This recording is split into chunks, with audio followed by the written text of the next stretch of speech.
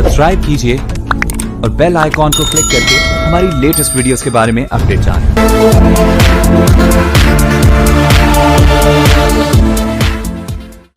ये कान खोलकर सुन लो, अभी आरएसएस के संचालक जनाब डॉक्टर मोहन भागवत साहब ने कहा हम 15-20 सालों में भारत को अखंड भारत बनाएंगे। मोहन भागवत जी, आप अकेले नहीं, हम भी बनाएंगे। बोलिए पाकिस्तान को भारत में कब शामिल करना है? बोलिए बांग्लादेश, श्रीलंका, मालदीव, पहाड़ के ऊपर भूटान, ये लेफ्ट साइड में नेपाल, अफगानिस्तान को भारत में कब शामिल करना है? हम तो चाहते हैं कि लाहौर और कराची भारत का हिस्सा बन जाए ताकि कोलकाता से ऑटो लेकर रांची जा सके। कराची से परिष्कार और साफ लफ्जों में पूछना चाहता हूं, हिंदू राष्ट्र का मतलब क्या है? ये आपको बताना चाहिए।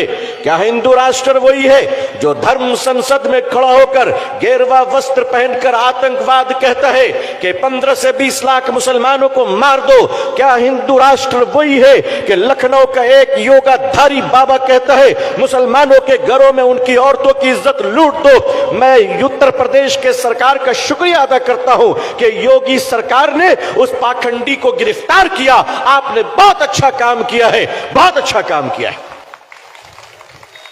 लेकिन अगर आप राम राज बनाना चाहते हैं तो 15-20 साल क्यों, आइए हमारे साथ हाथ मिलाइए, 15-20 घंटे में भारत को राम राज बना देंगे। राम राज का मतलब क्या हुआ? जहां एक कुत्ता भी भूखा ना सोए, जहां किसी पर अत्याचार ना हो, जहां किसी पर जुल्म ना हो, जहां किसी की मॉब लिंचिंग ना हो। राम राज का मतलब क्या है? जहां मिलावट ना हो, जहां दवाओं के नाम पर नकली दवा ना दी जाए। राम राज क्या है? आप मुसलमानों को देखना चाहते हैं इस कोरोना वायरस में, इस कोरोना वायरस में जहां लाखों हिंदुओं के चिता को उसके बच्चे हाथ नहीं लगा रहे थे, मुसलमानों ने उसका क्रियाक्रम किया है। ये देश कल भी हमारा था, ये देश आज भी हमारा है।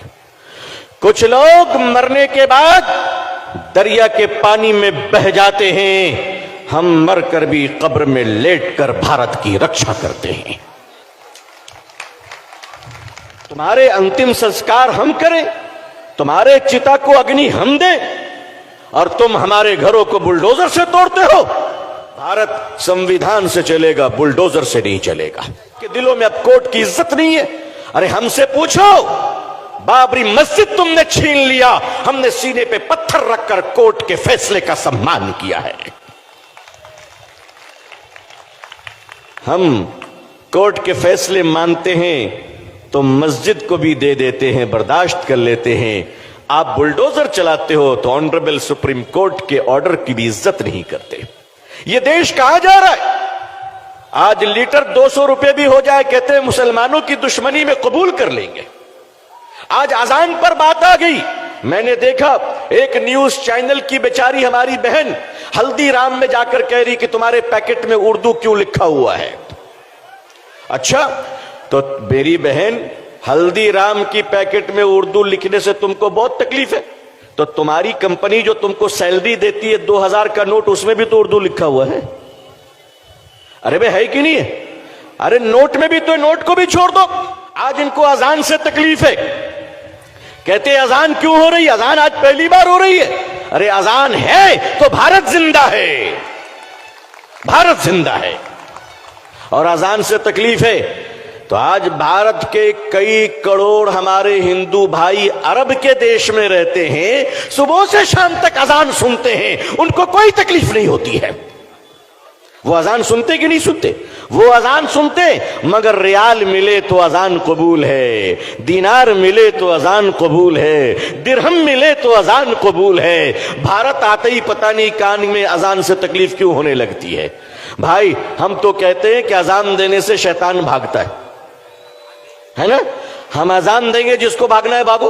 आपका हिंदू राष्ट्र बाबा साहब अंबेडकर के संविधान को नहीं मानता, अगर आपका हिंदू राष्ट्र भारत के वंचित बहुजन समाज, दलित समाज को अगर स्वीकार नहीं करता है, उन्हें सम्मान नहीं देता है, तो भारत का मुसलमान भी ऐसे हिंदू राष्ट्र को स्वीकार नहीं करता है। लो, हम अपने धर्म की भी रक्षा करेंगे और इस देश की भी रक्षा करेंगे और देश के हिंदू भाइयों से प्यार करते हैं, करते रहेंगे। ये कान खोलकर सुन लो, अभी आरएसएस के संचालक जनाब डॉक्टर मोहन भागवत साहब ने कहा, हम 15-20 सालों में भारत को अखंड भारत बनाएंगे। मोहन भागवत जी, आप अकेले नहीं, हम भी बनाएंगे। बोलिए, पाकिस्तान को भारत में कब शामिल करना है? बोलिए, बांग्लादेश, श्रीलंका, मालदीव, पहाड़ के ऊपर भूटान, ये लेफ्ट साइड में नेपाल, अफगानिस्तान को भारत में कब शामिल करना है? हम तो चाहते हैं कि लाहौर और कराची भारत का हिस्सा बन जाए, ताकि कोलकाता से ऑटो लेकर रांची जा सके, कराची। आप कहते हैं अखंड भारत, मुसलमान